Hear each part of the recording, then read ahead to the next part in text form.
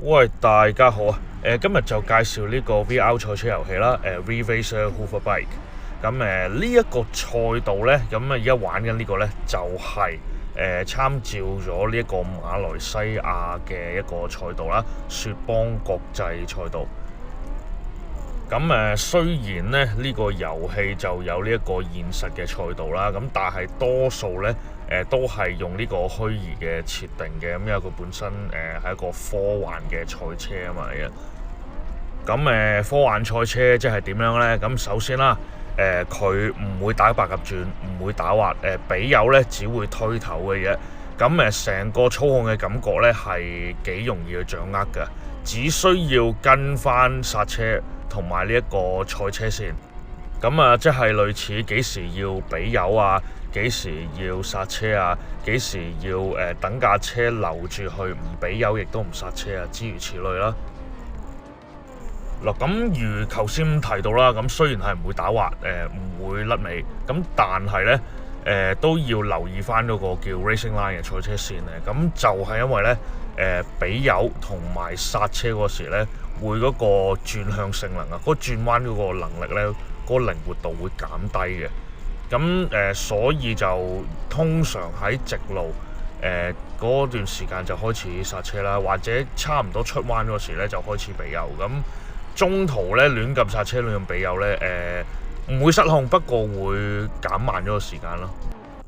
介紹呢個賽道之前咧，先講講啲基本嘢先。咁譬如話呢個 Racing Line 啦，賽車線啦，紅色嗰個咧就係剎完車之後咧，用一個比較平均嘅速度啦去入彎啦。之後經過彎心之後咧，再用呢個漸進嘅方式去俾油出彎嘅。而呢個藍色嘅 Racing Line 咧，就係遲剎車啦。之後咧就好急咁樣扭去彎心，向住個彎心咁樣經過，一經過咧就即刻踩行油出彎嘅。咁藍色嗰個就出彎快啲啦，紅色嗰個就入彎快啲啦。咁睇呢個車手點樣去取捨嘅啫。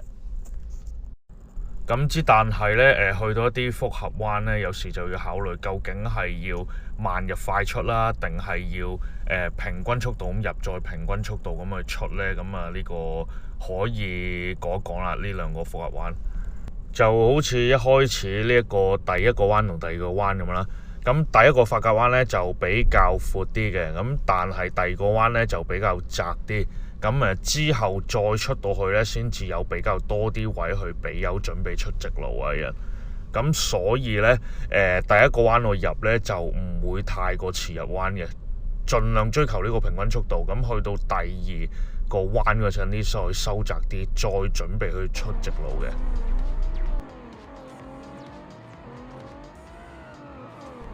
不過講真啦，我本人咧都係識少少嘅啫，志在分享下。個人嘅圈速咧，叫做勉強啦。如果真係要講其他平均水準嘅話咧，我未去到真係好好嘅。所以純粹志在幫助一啲新手或者對賽車遊戲冇咩概念嘅人去交流一下咁嘅啫。就分享下啦。以前我就比較中意揸4個轆嘅一啲叫模擬賽車啦，咁樣啦。但係一去到呢個 VR 出咗嚟之後呢，佢可以好容易模擬到左側右側咁樣嗰種咁嘅操控感啊。個電單車一左側右側嗰時呢，由個眼望出去嗰個空間感係同4個轆係有一啲分別嘅。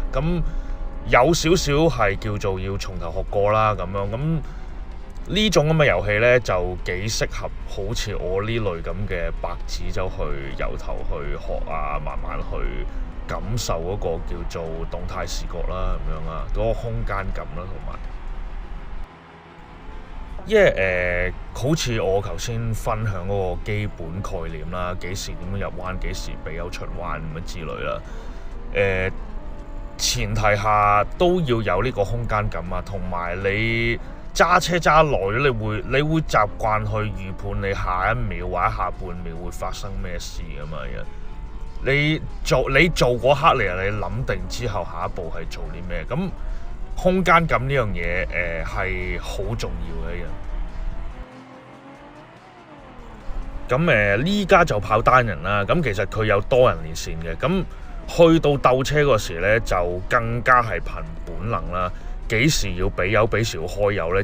其實就係一個直覺。咁呢個直覺係咩意思呢？就係話你睇到你隔離一俾油嘅時候，你架車會推出去噶嘛，會開始個轉彎個性能會減少咗噶嘛，或者係你要回直到架車先至可以將架車去加速出彎噶嘛。咁你要去攝位，你要過位爬頭嘅時候，你就要諗話，咦？你嗰下嘅直覺，你嗰下判斷，你有幾多空間可以俾到你做呢個動作啊？其實就係咁簡單嘅啫。咁只不過就係話你嗰下動態視覺嗰個空間感，同埋你嗰個反應判斷，可唔可以 carry 到你嗰個理論咁解嘅啫。咁老實講啊，嗱呢個本週挑戰呢，就喺呢個星期一嘅凌晨嗰度做啊，因為有少少工作嘅事務要開 Zoom 啦，凌晨咁打一輛賽車，咁先至再去開會嘅。咁符碌啦，嗱依家排第7啫，咁但係其實睇到噶，同第一名係爭好遠噶，我真係唔快嘅。咁再過多幾日呢，應該我個名次咧會更加低添。咁另外啦，佢就有一個叫做編輯模式啦，你可以 save 低咗你嗰個 replay 嘅，可以喺第三身嗰度咧睇翻你嗰個比賽嘅過程啦，或者你單人跑嘅過程啦，咁樣啊。咁基本上我介紹嚟到呢度啦。